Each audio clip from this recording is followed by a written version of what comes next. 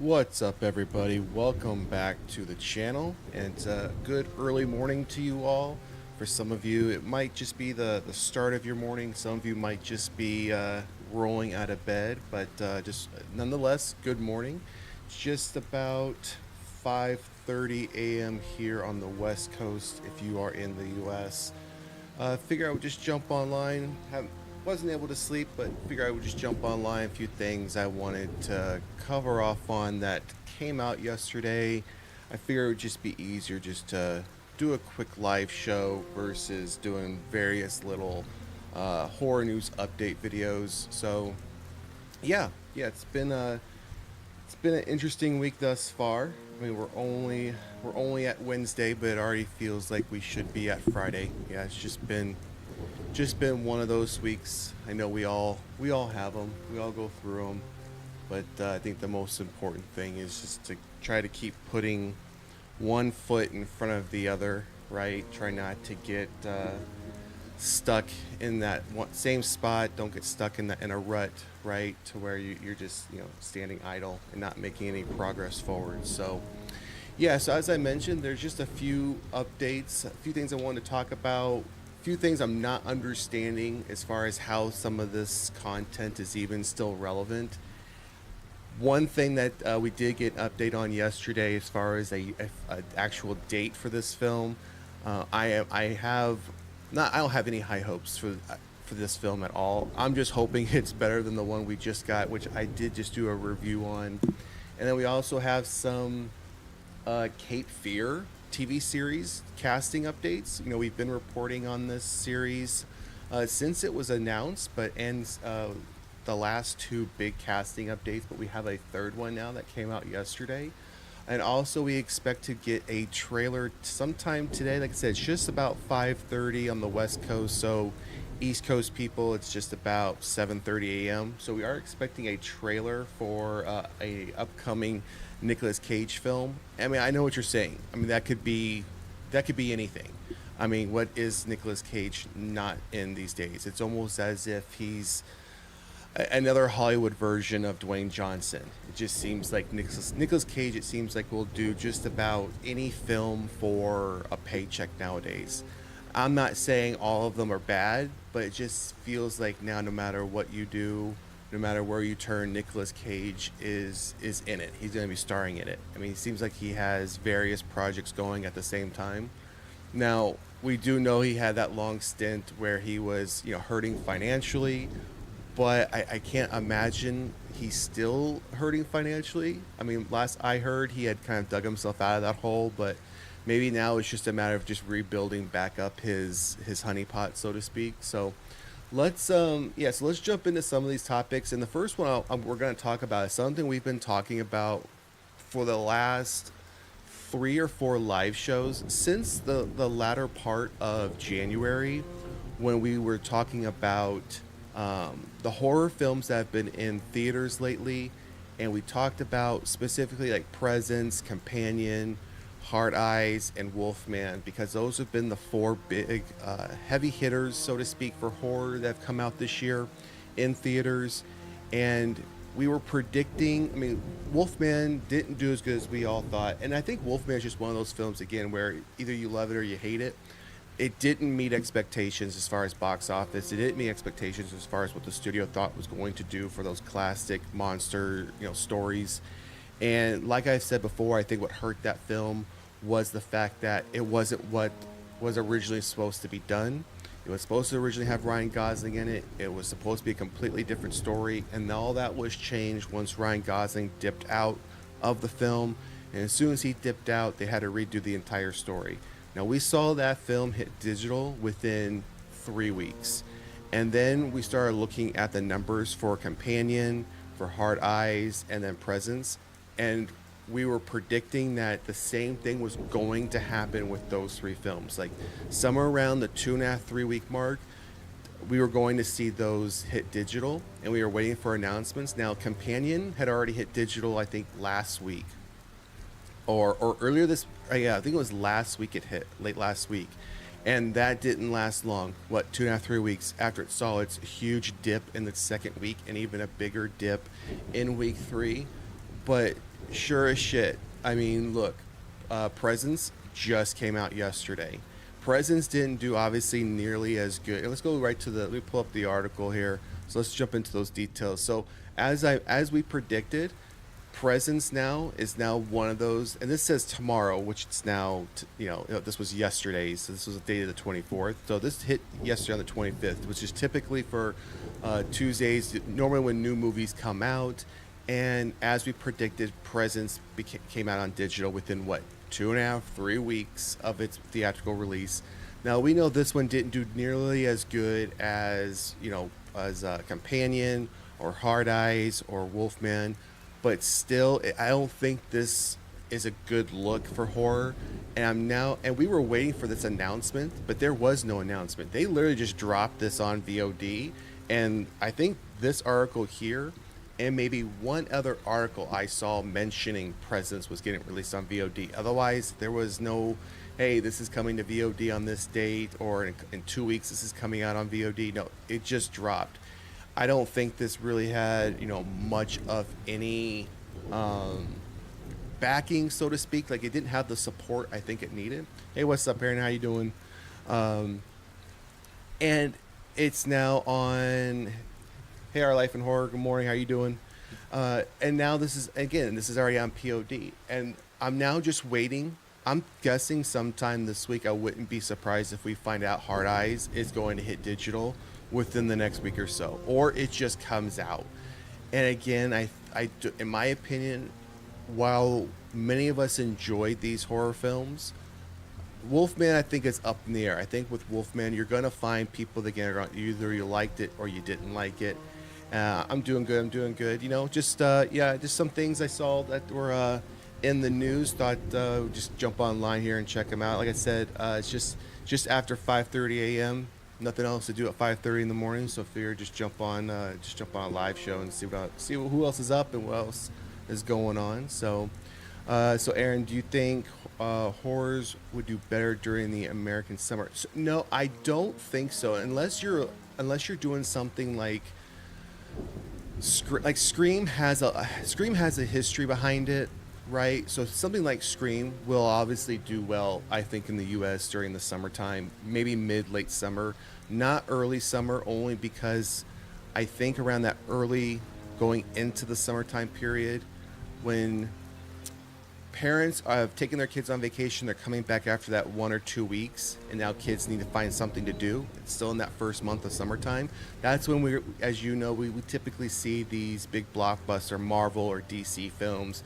You typically don't see big blockbuster horror films coming out taking up a summer release, and if they do, like Hard Eyes, and I don't think this was Hard Eyes' fault. I think Hard Eyes had its eyes set on the fact that it was releasing 1 week before Valentine's Day.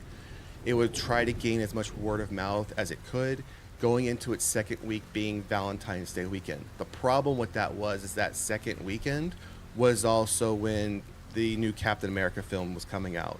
So a lot of people had that other option for this comic book movie that at least everyone on the comic book side had been talking about, had been wanting to see, high expectations to see. And that one, I think, brought in like 90 million on its first, on that Valentine's Day weekend. So thinking about how much of that could have gone to Hard Eyes, especially it being a holiday themed horror film.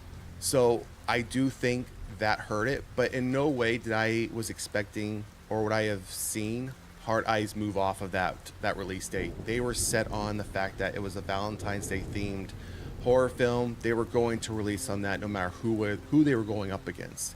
Now with summertime, unless you're something like Scream, you have a history, you are a well-known franchise. Like Halloween could probably get away with it, but Halloween, for me, I don't want to see a Halloween film during the summer. I want to see a Halloween film come October. I want to see that in the fall, right? So unless you're something big like that, it wouldn't make sense, because you're just going to put yourself up against so much other competition. You're pretty much guaranteeing you're not going to get noticed. I think Terrifier 3, for example, was rightfully so. It released at Christmas time. It was a Christmas-themed horror film.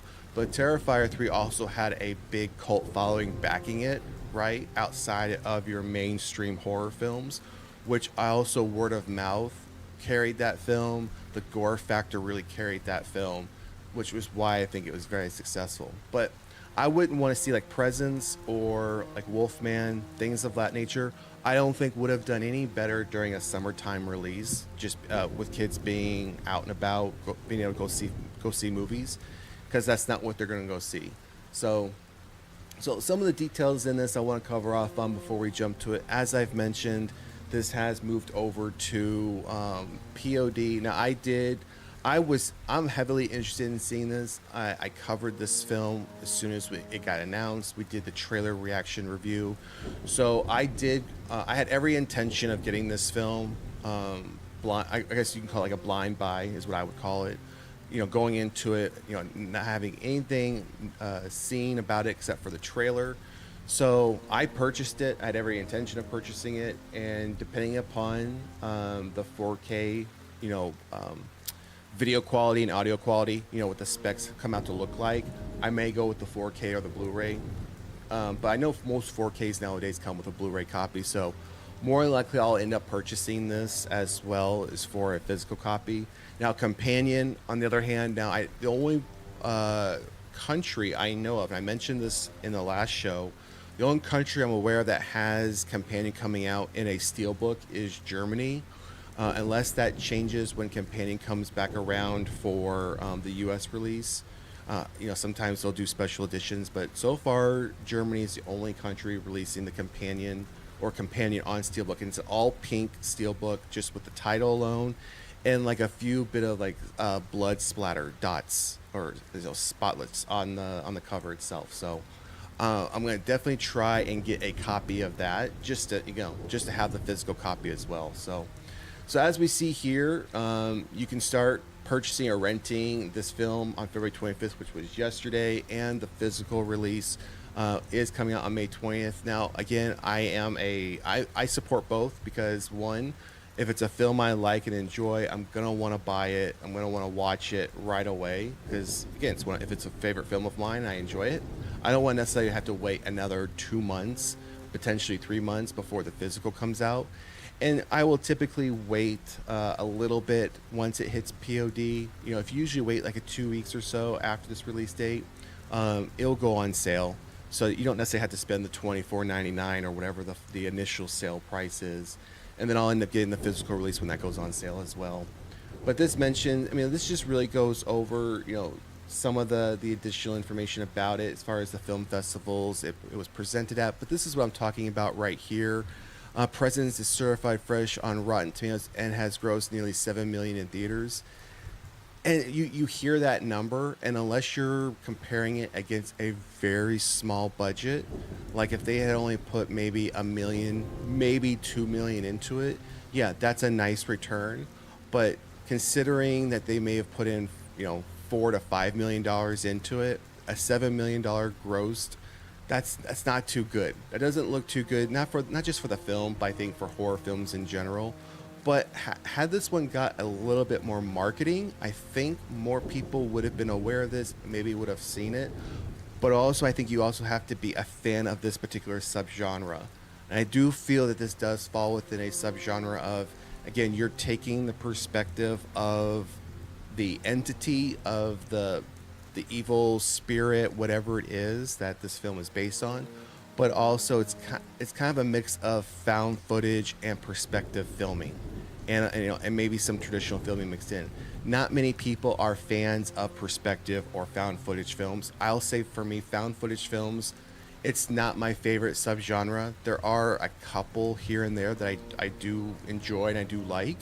But overall, it's not one I gravitate towards. It's not one I'm reaching for when I'm thinking, oh, I'm going to watch a horror film tonight.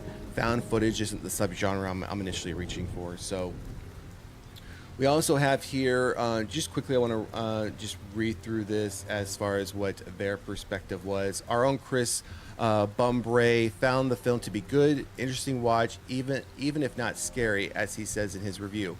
And I heard the same thing. I heard this really was one of those films that wasn't scary. It was more tense building, slow burn building, but many people didn't think it paid off on the fact of it was taking, again, the filming from the perspective of the entity or the evil spirit, and that's unfortunate. I think that's a missed opportunity, especially when we don't see too many of these. Now, I know we did see a Violent Nature last year that again was taking the perspective of the killer. We don't see that often, and then we have this one taking the perspective of the evil entity or spirit.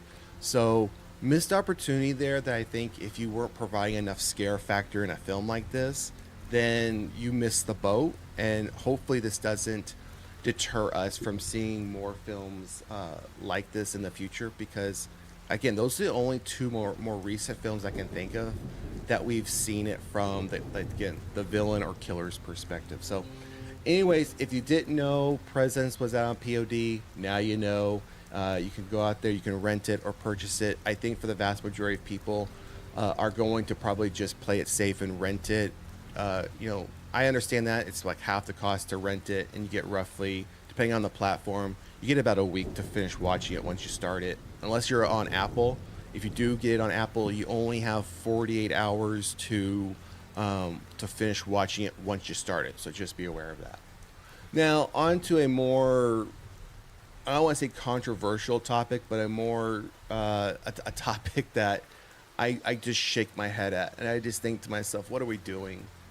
Like, what are we doing here with this? So, if you didn't know, the public, I feel I'm a supporter of these public domain films when it comes to these films, horror films, primarily independent, primarily low budget films that are being based on original Disney characters that again are now public domain, and they're free for creators to kind of do with it what they will.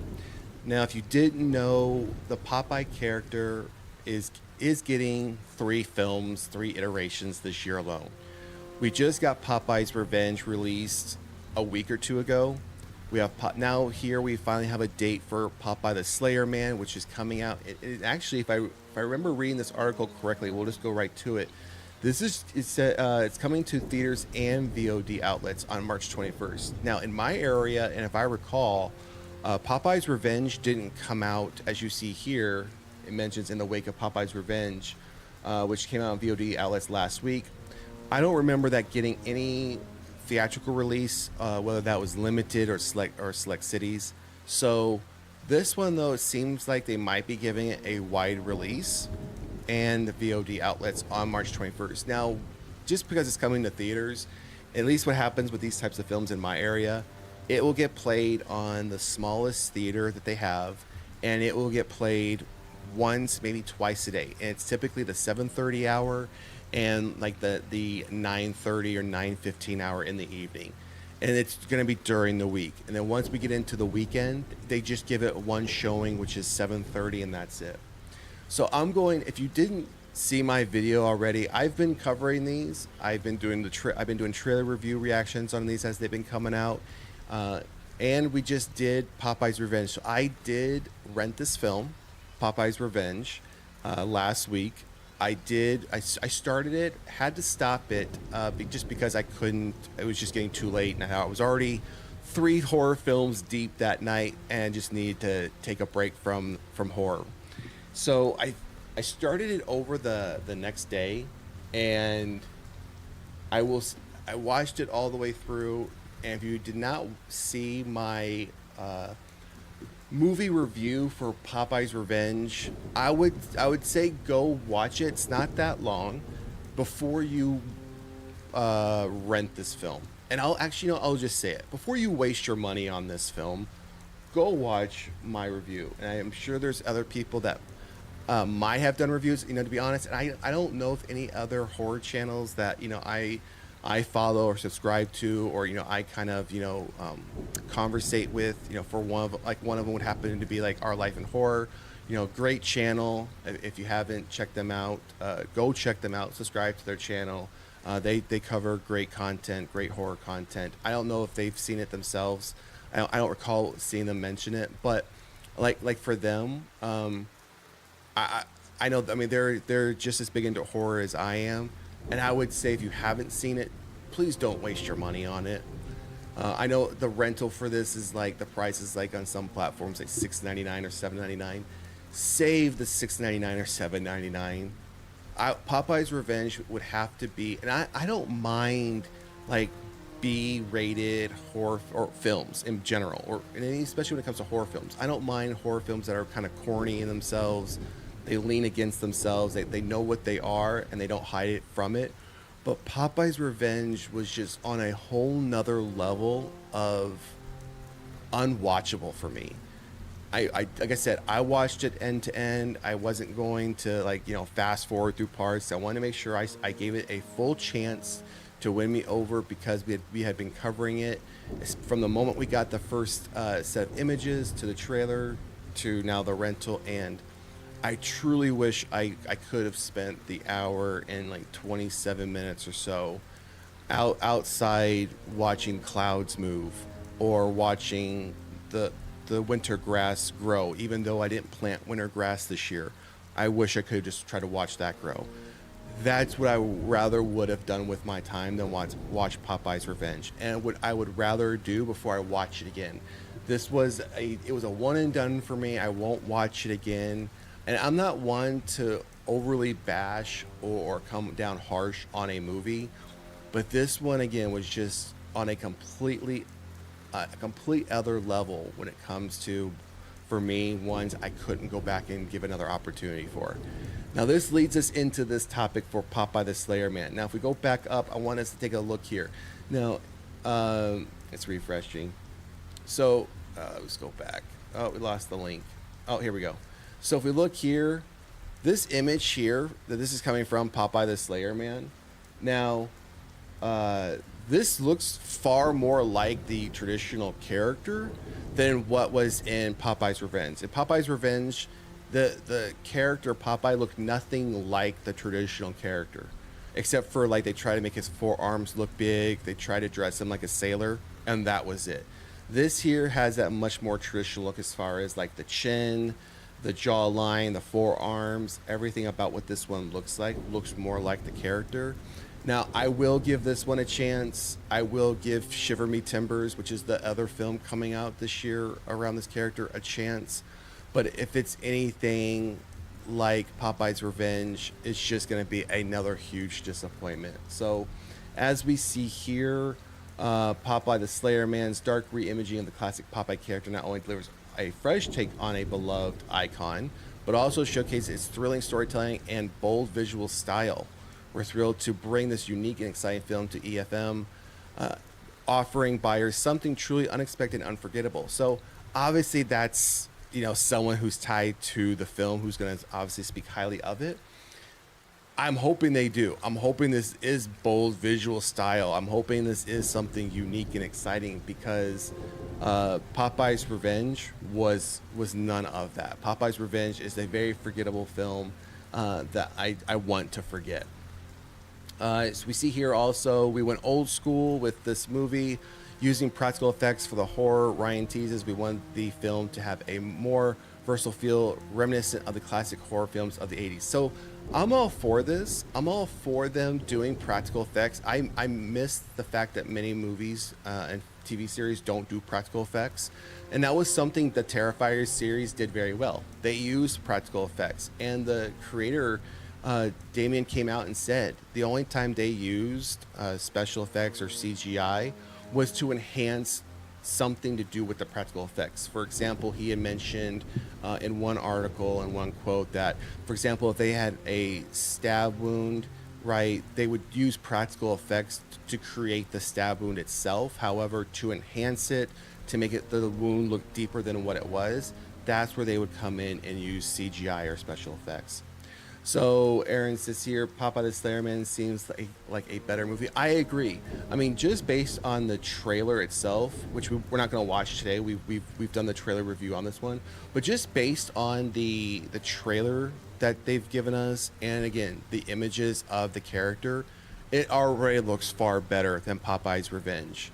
Again, Popeye's Revenge just felt very disjointed isn't even the word I would give it. It felt like I didn't even know what the story was, what was the purpose.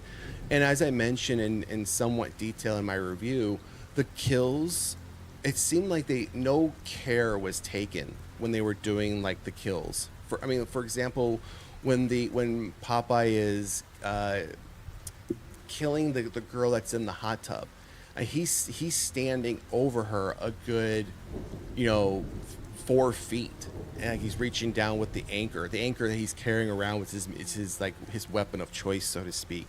And it's not like a full boat anchor; it's like a miniaturized anchor, a little bit bigger and wider than like Jason's machete. And when he goes to, like, I guess, do the final blow, or so to speak, the camera angles up and looks at him, like directly at him at his eye level, and you see blood get splattered on his face, but you see the blood coming from his eye level, as if someone is standing right in front of him, and then it squirts on his face, when the blood should have been coming from below and splattering up versus splattering forward towards him. And then the same thing happened to the girl that he was killing. It was like blood was being splattered towards her instead of, yeah, it was just completely odd. And even some of the kills were just out of place, very predictable. So again, have a bit higher hopes, not too much higher for Popeye the Slayerman. Again, I don't go into these films expecting they're going to be these grand things on these domain films, because many of them are going to be very low budget, very independent. There's not going to be a lot of money put behind them. I accept that. I get that. But we've seen some people film things and do an entire like short film, or even in some cases an entire film, just using like their iPhone, and they come out looking pretty good. And I'm sorry, if you can produce something on your iPhone that looks pretty mid when it comes to a movie, if you're going to put thousands of dollars and you're going to use actual, semi-decent filming equipment, and you're going to go on location and you're going to do all these things, it's got to look better than what we got for that first Popeye film. So all that to say is, I'm going into this one a little bit more cautiously now. Again, I'm not expecting these to be grand films, but I do expect there to be some care put into them if you're even going to do them in the first place. So, all right. So the next topic, I got 2 articles here, and we're not going to read through them. I just really want to talk about the topic, and as far as where did I miss something. So this one, we have The Walking Dead to explore a new country and possibly more. EP confirms experiments beyond Daryl Dixon's story. Now, my understanding, I haven't watched anything to do with Daryl's spin-off show. My understanding is it's taking place he's in France somehow. Yeah, like right here. Daryl Dixon's own spin-off delivered the action all the way to France, with Spain next up on Daryl and Carol's itinerary. So maybe they explained in that first season how they managed to get to France. I don't know. And to be honest, I don't care. And you might be thinking, well, if you don't care, why are you even talking about this? I'll get there. And then it also mentions here, while the upcoming Dead City Season 2 sends Maggie and Negan back to New York. And then that's this other one I have up here. It talks about that The Walking Dead... we're losing the article again, so let's go back. Oh, it's like, oh yeah, hold on. I have the link here. 1 second. I want to pull up this because it has the date for. I think it's in May. Yeah, premieres in May. So this is coming. So we're getting a season 2 of this in May. We're getting Daryl's going to continue on, and Carol's going to continue on to Spain. I'm sorry. At what point did, is The Walking Dead really still this strong? The original series went on for 11 seasons, and I remember, and I lost interest, or kind of lost, like, hey, this is getting kind of old and repetitive feeling. I kind of got that around season 5, season 6, and couldn't ever finish the show. I would try to go back and finish it every so often, and every time I would get to that point, again, it would just feel like this constant rinse and repeat, and like I feel like I'm just watching the same story every episode. I feel like I'm just watching the same story every season, and nothing's really changing. So we have Aaron here saying, in the next few years, Superman and Batman go into public domain too. I'm waiting for horror versions of those characters. Yeah, I think I think that would be great to see horror versions because we've kind of seen horror versions of them in the comics, whether it's like the whole zombie aspect of the various like popular DC characters. So to actually see a live action, and I think this is where I think current DC is missing, in my opinion, missing the mark. I think the fact that they've, in a way, abandoned the Elseworld aspect and abandoned having like those types of stories brought to life from the comics is a complete miss. And I think it's a complete miss the fact that they keep canceling and only doing like one version of each character, like Superman, for example. I know the Lois and Clark show ended, I think, last year was it, and I know the story was always, or the premise was always, that James Gunn only wants one version of Superman, and it needs to be his version of Superman, which is what's coming out this year. And I think that's going to be very true for any other version or any other character that's under the DC umbrella. I mean, the only horror version of a character we're getting, which is going to be a horror thriller tragic story, which is going to be Clayface, which I think we were all surprised that we were getting a Clayface. One, we were even getting a Clayface live action film, and the fact that it's going to be a horror film. I mean, it's being written by someone who's in a very well known Mike Flanagan, who's in horror, and the director is also going to be someone who's done the vast majority of their work in horror as well. So I think that's the only one that we were surprised about. I mean, I would like to see more horror versions of these characters, but I think it's going to be a long time, especially if James Gunn and Peter Safran are still in charge, that we'll ever see something like that. So, so The Walking Dead.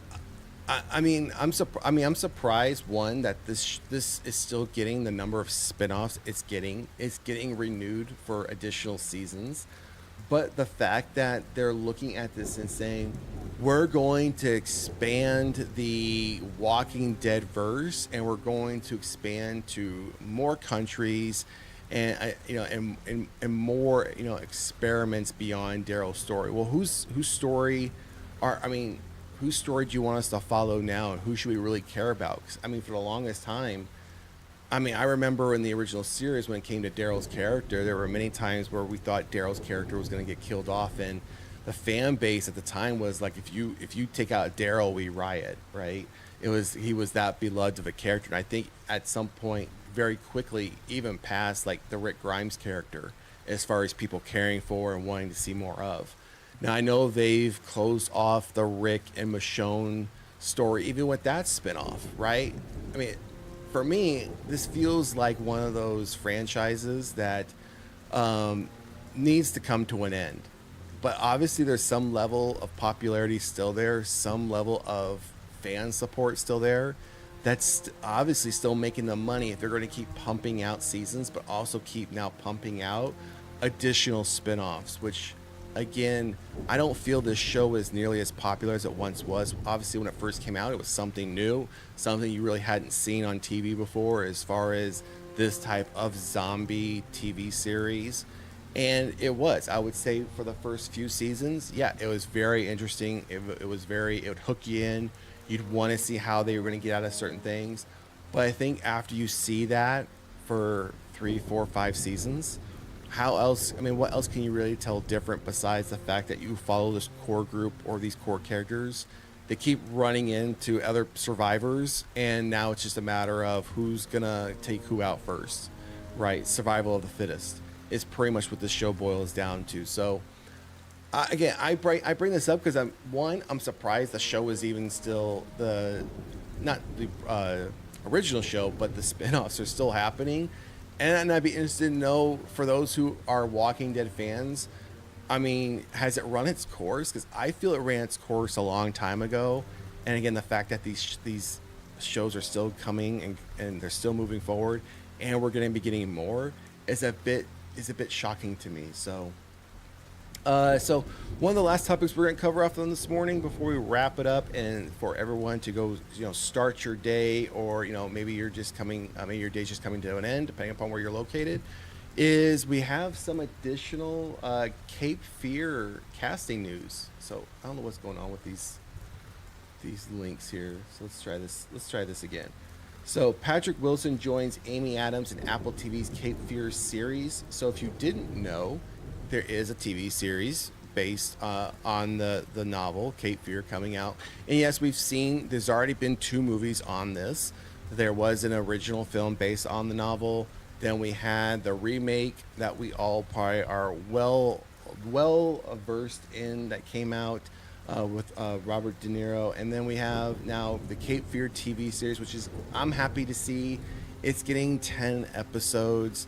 Usually it's just 8 episodes or 6, depending upon the platform, depending upon the studio. But I am happy that we're getting 10 episodes. I feel that is the appropriate number to have as far as telling a full story in a season. So let's see here. So Aaron says here, I stopped watching The Walking Dead and Fear the Walking Dead years ago. I'm with you on its rant. Yeah, I agree. And see, when and when The Walking Dead was going, I think that's, if I remember correctly, that's when they started Fear of the Walking Dead. And I remember when The Walking Dead was going, they were doing like all of these like after show things. So they would air a new episode and then they would have like this live after show with certain actors from the show. They would do like these brief Q&As and then they would wrap it up. So it was like this big event. I remember, like, I can't remember what day. I think it was probably like a Sunday it probably released on. But I remember this show would release. It was like this big event. I remember people even doing like I mean, this was before like online watch parties were really a thing. So people would gather at someone's house, like large crowds. They'd have like these big like 20, 30 people watch parties to watch the latest episode of The Walking Dead, and they would do this every week. And again, I'm not saying the show wasn't good when it came out. I'm not saying I didn't watch it when it came out. What I'm saying is, I think for me, after the first few seasons, it lost its luster. It lost its impact for me to think, oh, I'm so invested in this. I'm going to keep watching this show until the end. It's probably one of the very first shows I've never completed. I've never said to myself, yeah, I'm going to go back and finish that out.